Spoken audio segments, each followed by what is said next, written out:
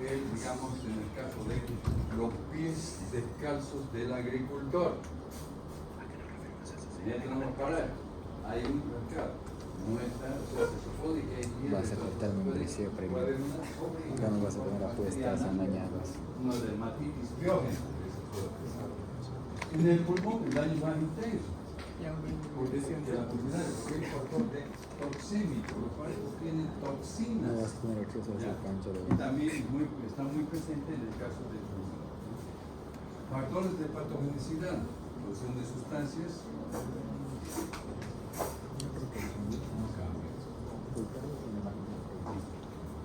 Las partículas o elementos son restantes del metabolismo del parásito, altamente tóxico. Si llega a eso, ¿qué es lo que ocurre con el organismo? Que produce una reacción, una respuesta inflamatoria intensa. A nivel de pulmón, ¿qué es lo que hace? Generalmente la respuesta inflamatoria se presenta una mayor producción de todo el moco que recubre, ¿no? Las cilias vibrátiles que pueden ayudar y se van a producir los granulomas, acúmulo de eosinófilos, estructuras que van a dar lugar a esa formación, ¿no? Como la larva está afectando al pulmón, está afectando al alveolo, entonces va a haber hemorragia, pero microhemorragia, sea inflamatoria, y el paciente comienza a tener, por ejemplo, cuadros que semejan cuando se toma una placa radiográfica, una consolidación neumónica, ya el aspecto de que hay neumonía, ¿no? Entonces, ese es un aspecto que se tiene que tomar, ¿no? Cuando llega al intestino, la presencia de los parásitos hace que el intestino comience a producir una inflamación catarral, infiltrado de eosinófilos, producción de células, ¿no? Inclusive la mejor celular se vuelve disfuncional, hablamos de una duodenitis catarral. La microfotografía electrónica de una niña que tiene la presencia de estrongiloideas, una hiperintensión, ¿no?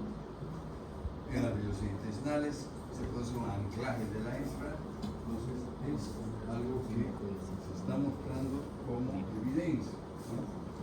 Esto es para mostrar justamente de que podamos tener, por ejemplo, la diseminación de las formas parasitarias dentro de diferentes órganos. Es lo que ocurre en muchos de los pacientes, por ejemplo, baja de defensas, con enfermedades de base que se llaman, van a determinar. La manifestación de clínica siempre yo lo resumo un poco. ¿Dónde vamos a hablar? Primeramente en la piel. Foco hemorrágico petequial, y saqué esta imagen para poder explicar lo siguiente. Un eriquema, una dermatitis comienza a inflamar. Puede ocurrir, en algunos casos, lo mismo funcionarias, de que los parásitos puedan penetrar, no lleguen a la circulación. Lo pueden quedar acá. Y pueden formar lo que es, por ejemplo, por debajo de la piel, o sea, como una especie de canalícula. Y hay, hablamos de otro cuadro, el síndrome de migración larvaria cutánea. Comúnmente en muchos pacientes se aprecia esto, que se hay un síndrome, lo que es justamente la sañuma, muy frecuente en algunos casos. Más adelante vamos a estudiar lo que se llama, por ejemplo, lo que es la parte de la larva migrans cutánea. Siempre va a ser por el paso interdigital lo que realmente estamos explicando, ¿no? El paciente si tiene un prurito, ¿qué significa prurito? Significa escozor.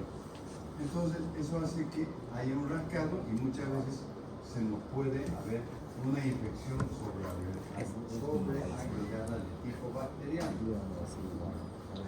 La invasión pulmonar, lógicamente, también el paso de las larvas a los pulmones determina un cuadro, como digo, una pneumonitis, tos, hipertensión, elevación térmica, ¿no? Y el cuadro muchas veces es clínicamente indiferenciable, pero observado en lo que llama el síndrome de Leber. mencioné ya el síndrome de Leffler en el caso de Ascarlombricoides uncinarias, es la presencia masiva de larvas que determina un cuadro pulmonar. ¿Quieres vomitar? Entonces, muchas veces los cuadros pulmonares por los pacientes hay que hacer un diagnóstico diferencial de que se trate de una enfermedad bacteriana. Primero, o viral, ¿no? Hay muchas, por ejemplo, la cuadros de neumonía. Si el paciente pues, tiene una infección, digamos, hemotoica en sangre, pues hay que hacer la diferencia. Ustedes en microbiología seguramente más adelante van a estudiar, por ejemplo, todas las bacterias que causan los cuadros pulmonares, ¿no? Y al mismo tiempo también van a llegar a hablar necesariamente con la morfología de lo que es, por ejemplo, el bacilo de Koch, que causa justamente la tuberculosis. Entonces, de ahí uno tiene que tener un diagnóstico, ¿no? Y pensar de acuerdo a las características. Porque los pacientes que tienen una tuberculosis o que tienen una neumonía, los síntomas son un poco más diferentes y más agresivos. ¿Ya? Ahí tenemos también una imagen. Ese corazón de Bolivia. ¿Qué es lo que pasa cuando tenemos parálisis del La paz, intestino? ¿quién quiere la paz? La localización del intestino trae como consecuencia el paciente va a tener un dolor a nivel del epigastrio, una duodenitis. Muy característica es aumento de las evacuaciones por las diarreas con moco y sangre, llamamos diarrea disentérica. ¿Ya? Síndrome de mala absorción, está alterando totalmente la absorción. La mucosa intestinal, por ejemplo, está irritable, está inflamada, ¿verdad? Y entonces he puesto como principal dolor, tipo duodenitis, diarrea con moco y sangre, síndrome de mala absorción, ¿no? Es lo principal, evitar cocinar. Muchas veces el dolor lo primero pone náuseas, vómitos, no. En pacientes en los cuales justamente, en este caso va a haber un aumento de las evacuaciones, la diarrea disentérica es importante, ¿no? No es aumento del número de evacuaciones, no. Justamente es la diarrea con moco y sangre, ¿no? Lo cual lleva a menos gases. ¿En qué otro parásito hemos estudiado que se produce una diarrea disentérica de lo último? Trichuri. Ah, sí, sí, ¿eh? No. Te di la trichuri. Urinaria, no, ya con presencia de sangre. El tricocéfalo, el trichiura. Te dije. Ahí están las manos, vuelvo a abdominal. Después por la imagen que acabas de decir, un momento de evacuación. Lo yo te más digo. complicado muchas veces es el síndrome de hiperinfección, ¿no? La sintomatología es más grave, ¿no? Al permanecer los parásitos por más tiempo en los pulmones, van a llegar a ser adultos y produce una estrongiloidiasis pulmonar, lo cual va a traer como consecuencia una bronquitis, neumonía, hemoptisis. Generalmente el paciente con síndrome de hiperinfección va a ser un paciente que va a tener algunas alteraciones, enfermedad de base, ¿ya? La invasión masiva del intestino delgado. Si yo tengo una invasión masiva, lógicamente, dolor abdominal, va a ser más intenso, el aumento de las evacuaciones, etcétera, ¿no? En todo caso, ¿qué va a ser? ¿Ya? Mi cuaderno.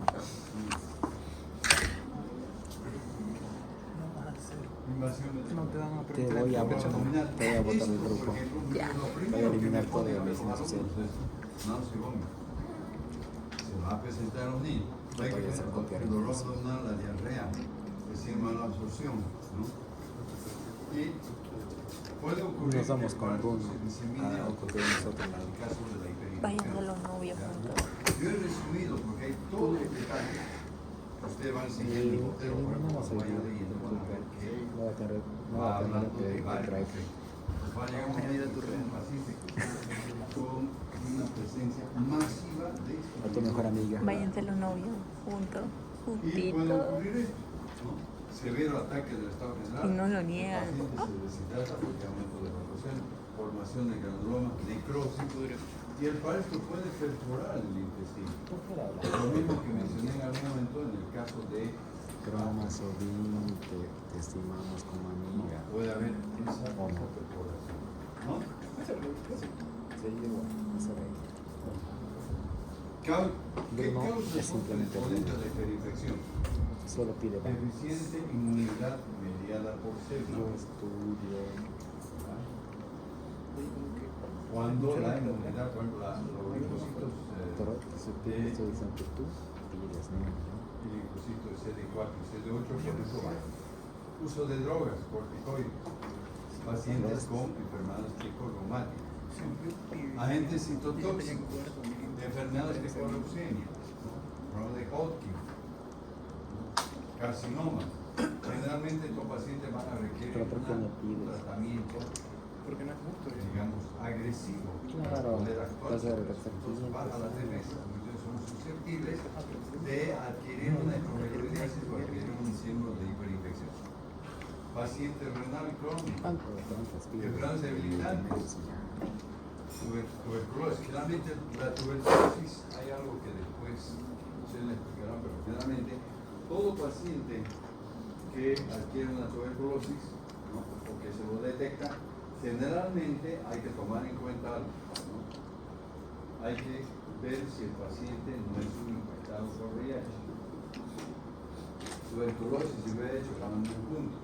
Lógicamente, también lo mencionó acá, el paciente, por ejemplo, con infección por VIH, ¿no?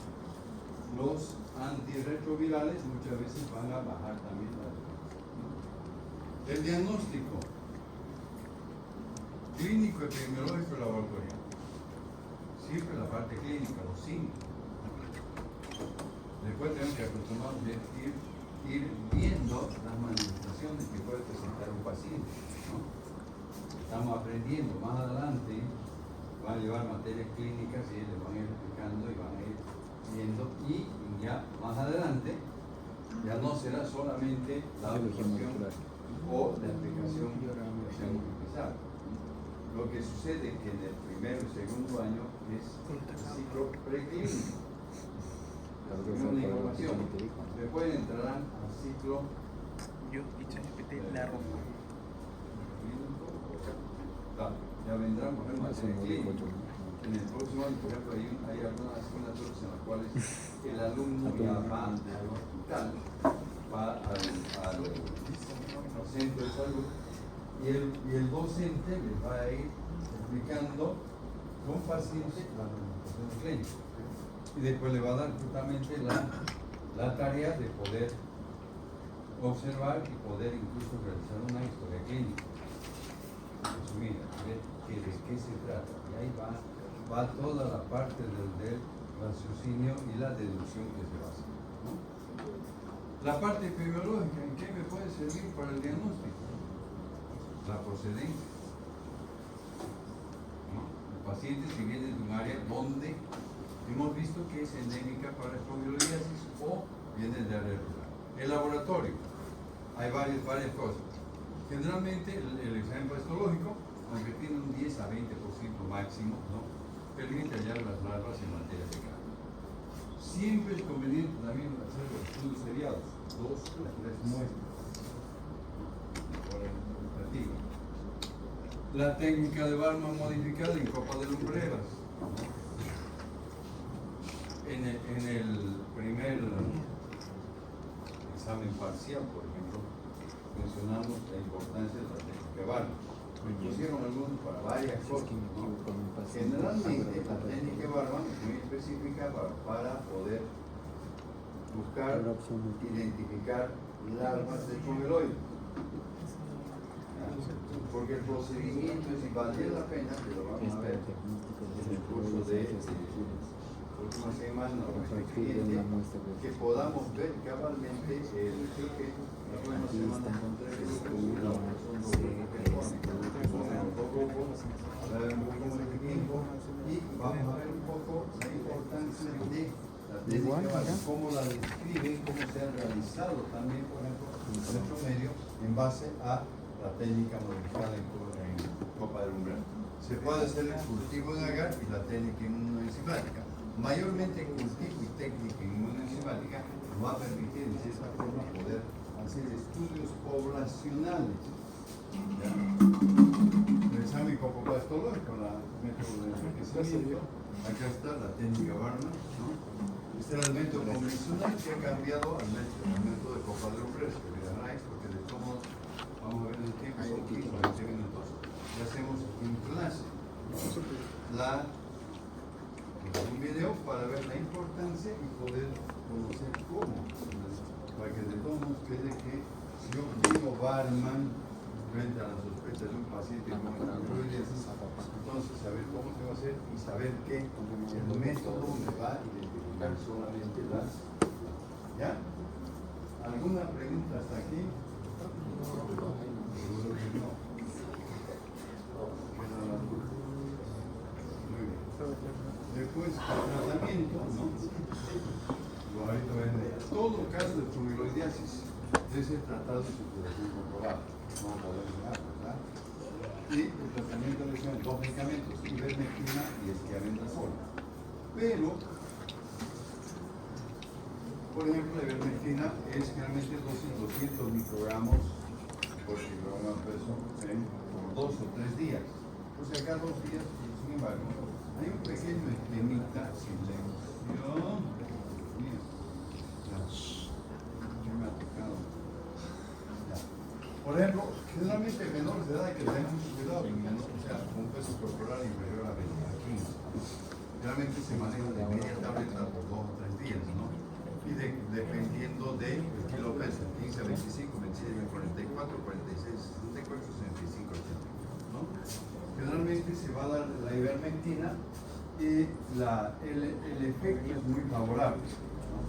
Actualmente en nuestro medio, por ejemplo, la ivermectina se encuentra ya en bastante cantidad, a veces había alguna dificultad, ¿no?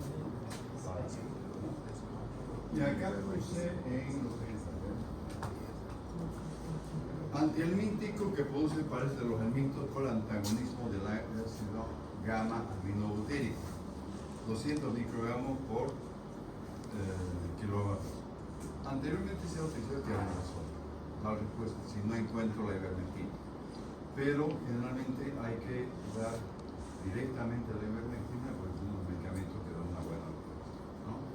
Es decir, tal vez no va a dar la misma respuesta en Ascaris o Cinarius, porque en la primera parte, cuando hablamos de Ascaris, mencionamos, por ejemplo, los diferentes antiparasitarios, ¿verdad?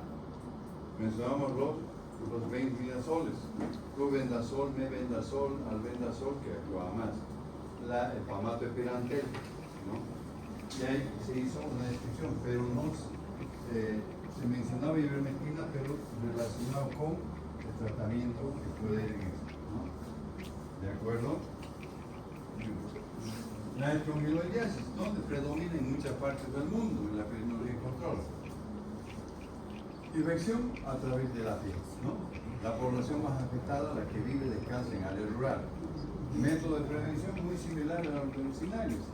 No debería mencionar esto, pero de todos modos, en lo que se refiere a la oncología, ¿no? Muchas veces los niños que andan descalzos, después hay que ver, hay que hacer la prevención.